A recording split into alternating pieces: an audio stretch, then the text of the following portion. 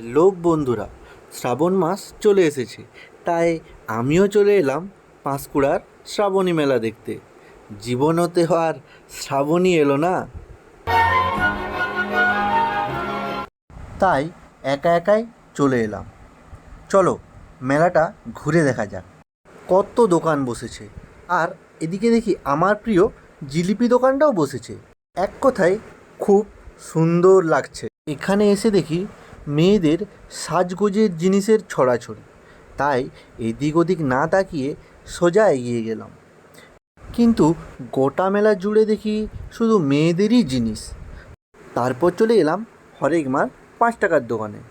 সেখানে গিয়ে দেখি কত কিছু জিনিস, কিন্তু ছেলেদের ভাই এগুলো কিছুই কাজের না। তাই আমি একটা আমার দরকারি টাং ক্লিনার নিয়ে মেলাটা আর একটু ঘুরে ঘুরে দেখছিলাম যে কী কী দোকান বসেছে। তারপর আর দেরি না করে সোজা চলে গেলাম ভেলপুরির দোকানে। সেখান থেকে 1 প্লেট ভেলপুরি নিয়ে আমি খাওয়া শুরু করলাম।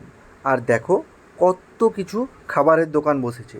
রুদ্রের ভেলপুরি খাওয়ার পর বাড়ি ফেরার সময় ফুচকা দোকান দেখে দাঁড়িয়ে পড়লাম, একটু ফুচকা খেতে ইচ্ছা হলো, তাই ফুচকা খেয়ে গুটি গুটি পায়ে ফিরে পড়লাম। তো বন্ধুরা, চলো গুড বাই, দেখা হচ্ছে নেক্সট ব্লগে।